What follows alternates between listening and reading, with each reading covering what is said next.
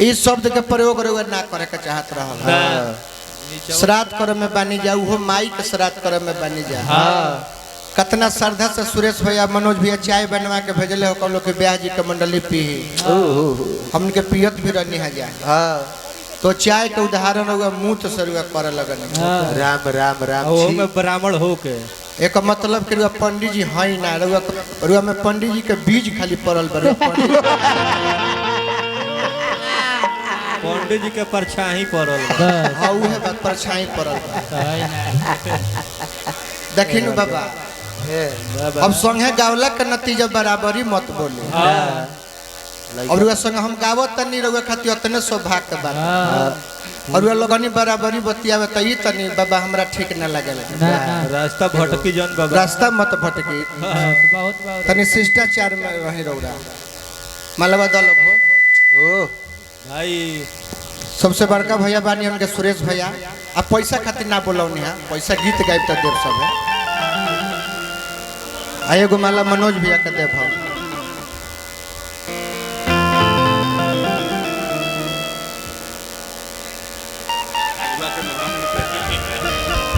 आई माला हम काहे खातिर सुरेश भैया देते नहीं। सिटी मत मारो लोग हो। माला ई माला हम काहे खातिर देते नहीं। काहे खातिर कि धन के रौरा सब एगो लइका बानी। कि अपना माई के मुएला के बाद भी इतना श्रद्धा रखले बानी। गौनई होता गांव भर के खियावन नहीं। अच्छा वहू माई बाप के लइका फैका होई कि ना जकर पूरा जीवन वृद्धाश्रम में बीत जाता। वहू माई के लइका होई ना तो ऊ लइका लोग कैसन बा, रौरा सब लइका कैसन बानी। तो ये खातिर हम रौरा सबके बोलौने हैं। धन्यवाद रौरा सबके देता नहीं कि माई बाबूजी में तना रौरा सब श्रद्धा रखले बानी। सामने से बहुत यूट्यूब वाला लोग हाला मत करो। तू कहे इतना हाला कैले बा, खींचे खातिर आइल बड़ा हाला करत हाय।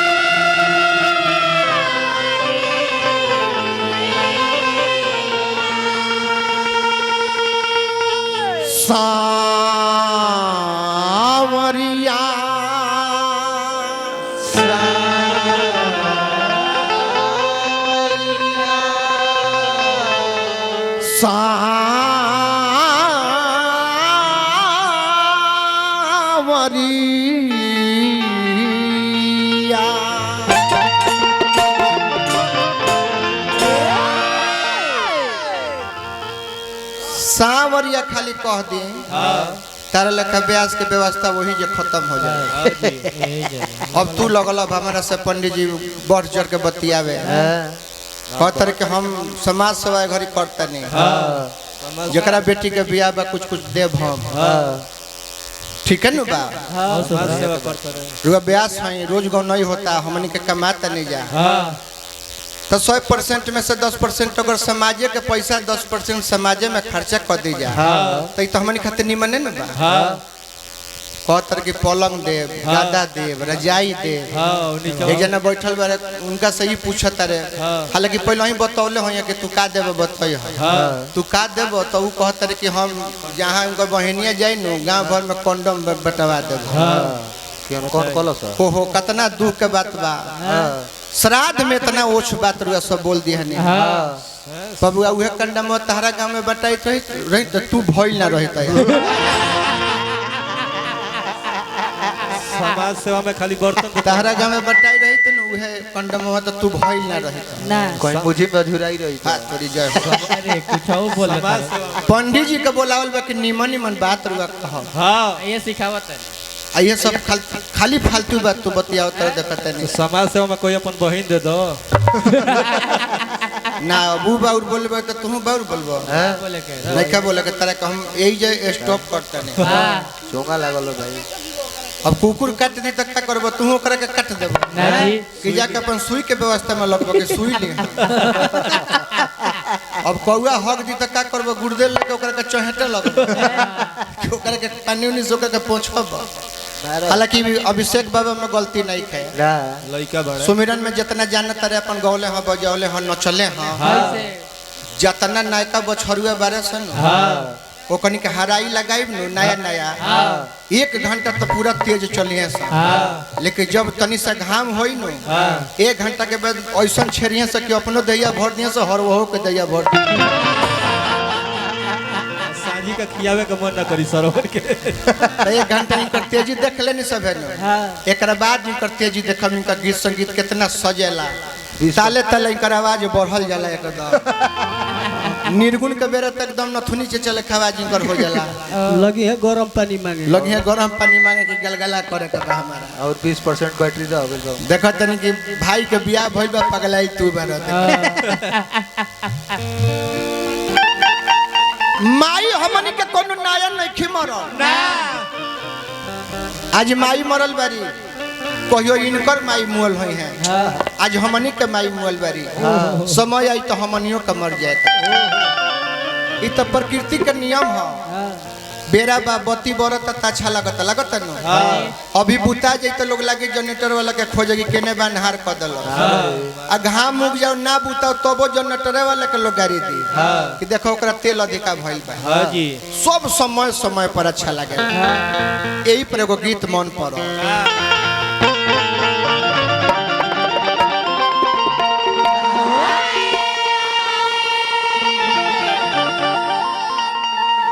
ये हमारा लोहरी बाबा के भाव है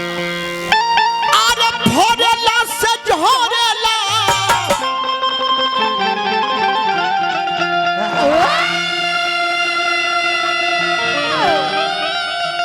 अरे बड़े से पुताला धर्मशाला हो दुनिया ये दुनिया धर्मशाला हो मनोज भैया कि धर्मशाला हो दुनिया आ केहू आवेला रे केहू जाला धर्मशाला हो केहू आवेला रे केहू जाला धर्मशाला हो भरला से झोरेला भरला से झोरेला पर से पुताला धर्मशाला हो दुनिया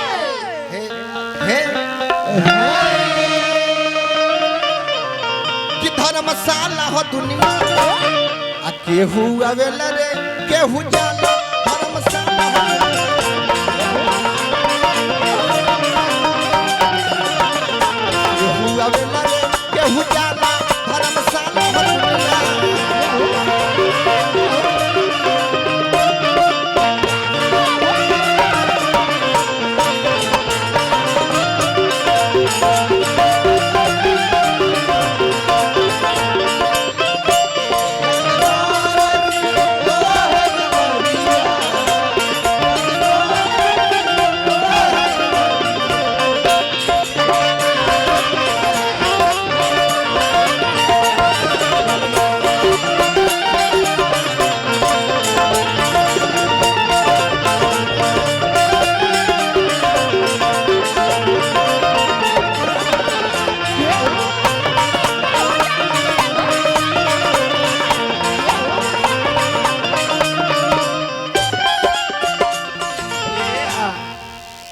तारा के हम अपना संग गवाव तनी काहे खातिर कि तार गिनती सियान में होखे लगे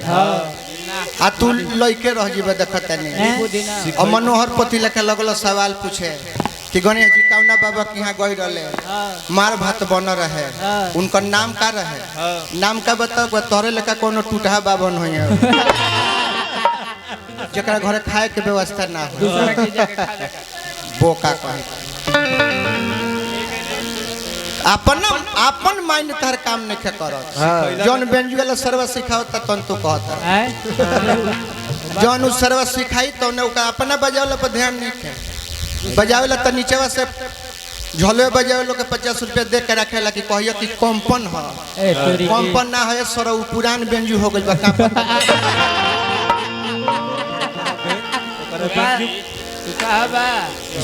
चटनी गवाई भैया अभी तनी माई खाते तनी कुछ सुना दी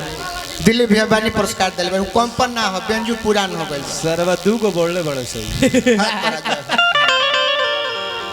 केहू आवेला केहू जाला केकर नाम ली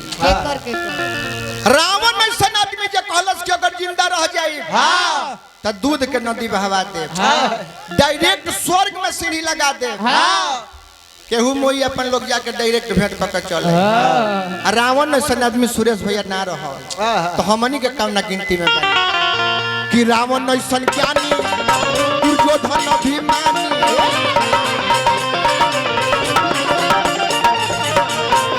ऐसन ज्ञानी दुर्योधन अभिमानी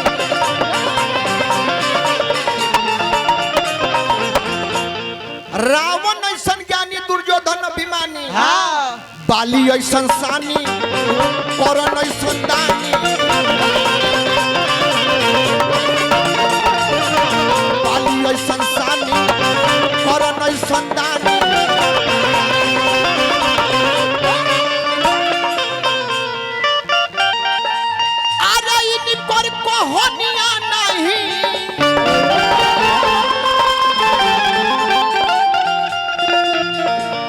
अरे गोवले कवाला कि धर्मशाला हो दुनिया इनकर तो होनिया नहीं उनकर तो होनिया नहीं गोवले कवाला धर्मशाला हो दुनिया है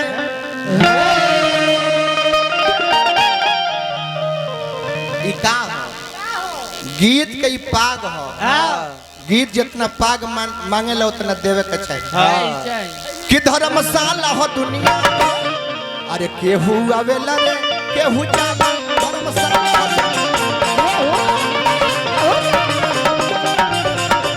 केहू आवेला रे केहू जाला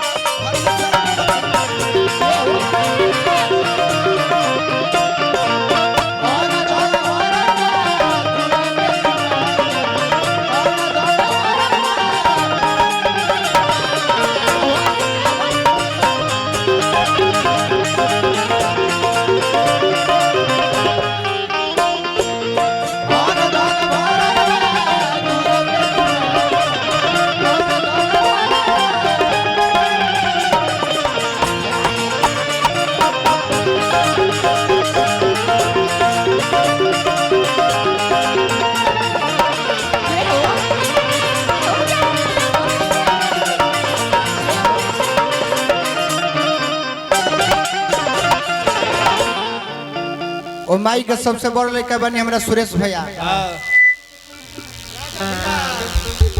उत्तर हम के हाँ अरे हम कहनी सबसे बड़ लड़का सुरेश भैया माझिल बनी हमरा दिल्ली भैया और सबसे छोट लड़का हमरा मनोज भैया जय हो हम रोज समझाइले कि बाबा हमारा के कम से कम बाउर मत बोलल भोजपुरी जगत में मूर्ति 2-3 आदमी का बनल केकर महेंद्र बाबा के भिखारी ठाकुर के छपरा जिला में अब केहू के मूर्ति बनी अगर भविष्य में तो अजीत हलचल के बनी आ तहिया अफसोस होखे लगी लगभग मूर्ति के सामने घूम घूम के कहे इनका संग हमहू दुगो लगौले बैठे इनका के कुछ बाउर कह देत रहनी हम दे इनका से तो सवाल करी जा हमनी के लगभग मूर्ति लगे घूम घूम के बात कहे इनका संग हमहू गौले बनी इनका से सवाल हम कह देत रहनी बोका कहे ना मरत रही सुरेश भैया तो दशरथ जी नाम मर रहे पूछी कैसे अब जकर भगवान ने लड़का बन कैले उनका मरे के चाहे जकरा घर ही में भगवान लड़का बन कैले उनका नानू मरे के चाहे आ ऊ मर गईले जकरा घरे लइका बन के भगवान अइले जेकर स्वयं लइके भगवान त फिर अजीत थल चल अभिषेक तिवारी के पूछत कि राजा धीराज महाराज दशरथ राजा धीराज महाराज दशरथ राजा धीराज महाराज दशरथ जी अलख निरंजन रहे सौर समरथ जी अलख निरंजन रहे सौर समरथ जी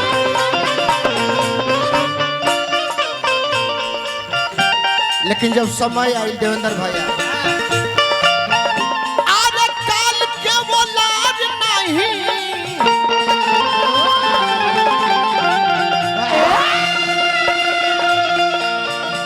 अरे उनहु से याराला कि धर्मशाला हो दुनिया काल के वो लाज नहीं काल के वो लाज नहीं उनहु से याराला धर्मशाला हो दुनिया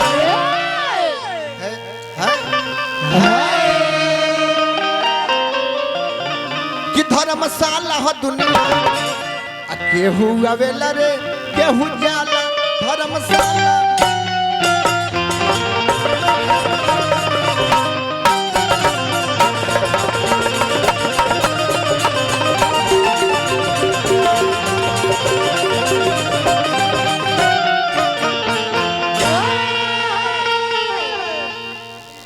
अब तो चिटकुला भी शायद कहले बने ना वो जवाब दिया रे अपन कला उचित जवाब दिया कहतर कि तू तो कहतर कुंवर जी अभियंता में होला तो अभियंता जी कहले कुंवर जी अभियंता में घड़ी कहाँ गणना होता भाई अरे छेछाड़ा महीना में 20-22 दिन तो हम अभियंता गावत नहीं कमलबास तो दिन तारा तिलक में एक दिन आई रहला वो तारा बोलावला पाई रहा हां वो बर्तन ले कह रहल चुतिया जवाब दिया उचित जवाब दिया श्राद्ध में 12 तो वही हिसाब से द्वार पर के प्रोग्राम में समियाना में के प्रोग्राम सुरेश भैया अलग अलग होला कुछ बोल देता रस अब यहाँ आ गई जा